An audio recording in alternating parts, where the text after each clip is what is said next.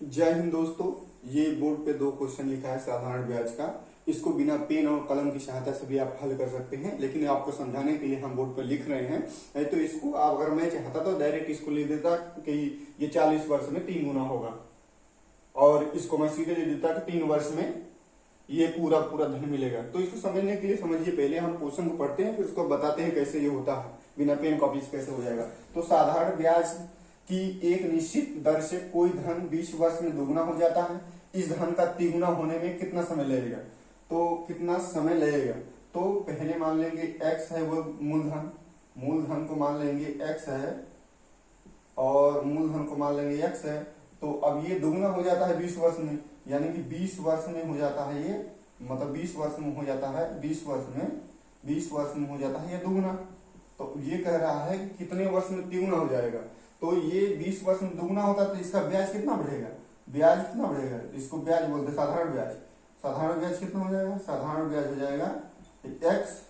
तो अब ये 3 गुना होगा, जब ये 3 गुना होगा तो साधारण ब्याज कितना होगा? 2x होगा।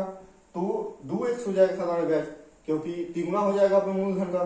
मूलधन का तिगुना हो जाएगा तो इसको अगर हम ब्याज निकालेंगे तो x घटा देंगे, इसमें x घटाएंगे 2x हो जाएगा। यानी कि ये 20 वर्ष में x हो रहा है। तो 2x करने के लिए दोनों साइड में 2 गुणा कर देंगे, तो दोनों साइड में 2 गुणा कर देंगे, 40 बराबर हो जाएगा, 40 वर्ष बराबर हो जाएगा 2x। यही हमारा आंसर हो जाएगा। और ये वाला क्वेश्चन, दूसरा वाला क्वेश्चन है कम से कम कितने वर्षों में 2600 का 6/3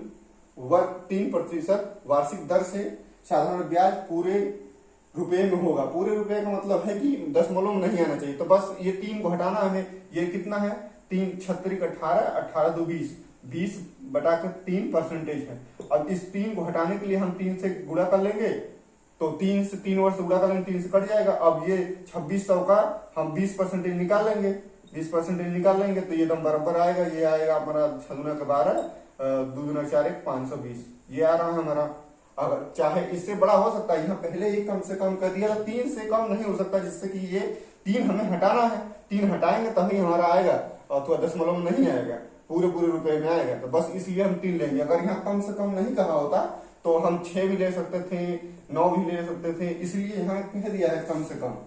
तो आपको समझ में आया हो तो चैनल को सब्सक्राइब करिए और लाइक करिए और शेयर करिए। जय हिंद, जय भारत।